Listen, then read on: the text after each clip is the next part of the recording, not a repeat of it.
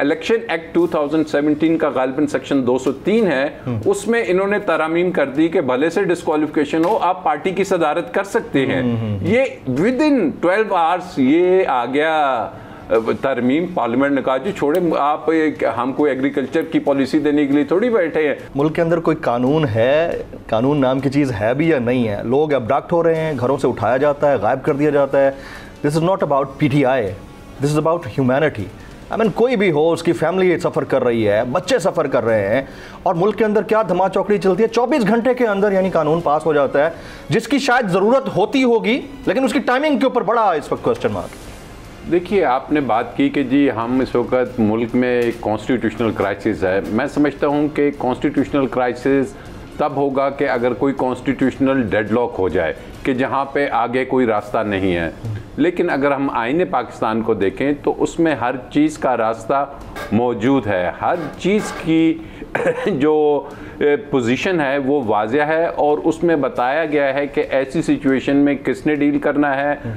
और अगर कहीं पे कोई चीज़ समझ नहीं आती या अदारे इस नतीजे पे पहुंचते हैं कि जनाब इसमें आइन की जो इंटरप्रिटेशन रिक्वायर्ड है, या जो अब हम एक इदारा ये कह रहा है, एक ये कह रहा है, तो आईने पाकिस्तान ने जो फाइनल आर्बिटर का इख्तियार दिया है, ऐसी सिचुएशन में सुप्रीम कोर्ट ऑफ पाकिस्तान उसका फाइनल आर्बिटर है। उसी ने फैसला करना है कि जी इसकी इंटरप्रिटेशन क्या होगी। ठीक, यहाँ पे हम क्या देख रहे हैं कि जी अपनी ताई से अदारे भी शुरू हो गए इंटरप्रिटेशन करने, अपनी ताई से शुरू हो गई कि जी गवर्नमेंट भी कि जी आइन तो ये कहता है। भाई आइन ये नहीं कहता, आइन तो सबसे बड़े जो फंडामेंटल राइट्स की बात की आपने, आइन तो उसको प्रोटेक्ट करता है। आइन तो आपको कस्टोडियन टॉर्चर की इजाज़त नहीं देता। आइन तो आपको दिया हुआ है हेबियस कॉर्पस की इजाज़त देता है कि आप पटिशन लगाइए अगर किसी को 24 घंटे से ज़्यादा किसी ने रखा हुआ है हिफ्ज़ भेजा में। आइन तो आपको कहता है कि जहाँ पे कोई प्रॉब्लम हो तो आप जाएंगे किसके पास? सुप्रीम कोर्ट ऑफ पाकिस्तान के पास। और सुप्रीम कोर्ट ऑफ पाकिस्तान को आईने पाकिस्तान की जो शिकें हैं वो रेगुलेट करते हैं, और फिर उसके रूल्स एंड रेगुलेशन रेगुलेट करते हैं। ये जो आपने बात की अभी कि जी आइन में उसमें तरमीम शायद ये करना चाह रहे हैं, किसके ज़रिए आइन को चेंज करना चाहते हैं? ये एक जो आइन से नीचे की लेजिस्लेशन होती है उसके ज़रिए, जो कि एक्ट कहलाता है, उसके ज़रिए आइन पाकिस्तान को तब्दील करने की कोशिश की जा रही है मेरे नज़दीक।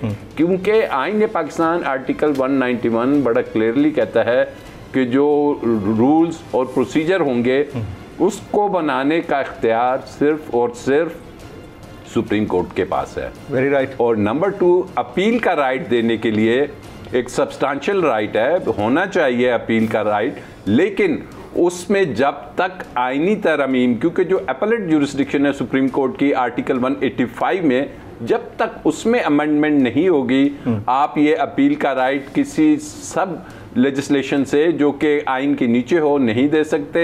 आप आर्टिकल 185 में तरमीम करें, और उसके लिए जो चाहिए नंबर्स, दैट इज 2/3 हमारी पार्लियामेंट में तो है नहीं।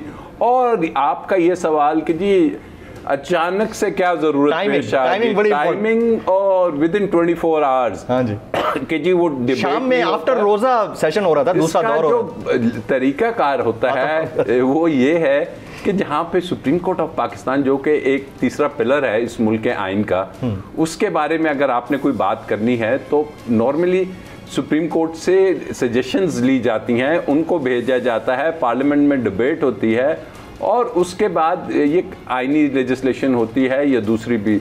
लेकिन रातों रात हमने इससे पहले भी देखी, ये कोई पहली दफ़ा नहीं हुई, और यही मियाँ नवाज शरीफ के लिए हुई थी कि जब इलेक्शन एक्ट 2017, मियाँ नवाज शरीफ साहब, इनको याद होगा, ये वहीं पे होते थे, इन्होंने डिस्क्वालीफाई हो गया पैनामा से। जी जी आई रिमेंबर। ठीक है, जब डिस्क्वालीफिकेशन एक अपील, एक चांस तो उन्होंने किया था। वो नहीं मैं बात कर रहा। तो इन्होंने कहा कि जी ठीक है, मैं तो पार्लियामेंट का मेंबर नहीं बन सकता। तो इलेक्शन एक्ट 2017 का गालिबन सेक्शन 203 है, उसमें इन्होंने तरामीम कर दी कि भले से डिस्क्वालिफिकेशन हो, आप पार्टी की सदारत कर सकते हैं। ये विद इन 12 आवर्स ये आ गया तरमीम पार्लियामेंट ने कहा जी छोड़े आप, हम कोई एग्रीकल्चर की पॉलिसी देने के लिए थोड़ी बैठे हैं, हम कोई किसानों के लिए थोड़ी बैठे हैं, हम तो अपनी पार्टी की सदारत के लिए बैठे हैं। लिखा हुआ जुल्म मिटने के लिए 2 चीजों से मिटेगा भाई। एक, अदल की कुर्सी पे जो लोग बैठते हैं ना, वो अदल के हिसाब से फैसले करने लगे। दूसरा, कौम निकल खड़ी उस जुल्म के खिलाफ, तो जुल्म खत्म हो जाएगा। या इन दोनों में से कोई एक चीज हो जाए या दोनों हो जाए।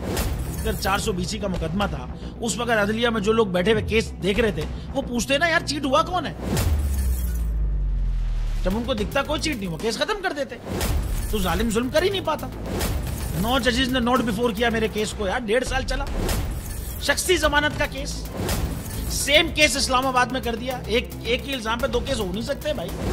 मतलब 60 दिन का वक्त होता है, 102 दिन के बाद मैं जीत गया, केस बरी हो गया, 102 दिन के बाद अपील फाइल की, एक्सेप्ट कर ली। नहीं करते ना एक्सेप्ट, खत्म हो जाता ना जुल्म यार। भरी अदालत में मुझे बरी कर दिया, फिर पता नहीं क्या हुआ, 2.5 घंटे बाद का नोट बिफोर, मैं नहीं सुनता ये केस। खड़े रहते अपने फैसले पे, मिट जाता जुल्म। अल्लाह ताला ने बिठाया इन कुर्सियों पे इनको यार, ये अल्लाह ताला की तरफ से फैसले करने हैं। तो या तो ये फैसले आएंगे, जुल्म मिट जाएगा, या कौम खड़ी हो जाएगी जुल्म के खिलाफ।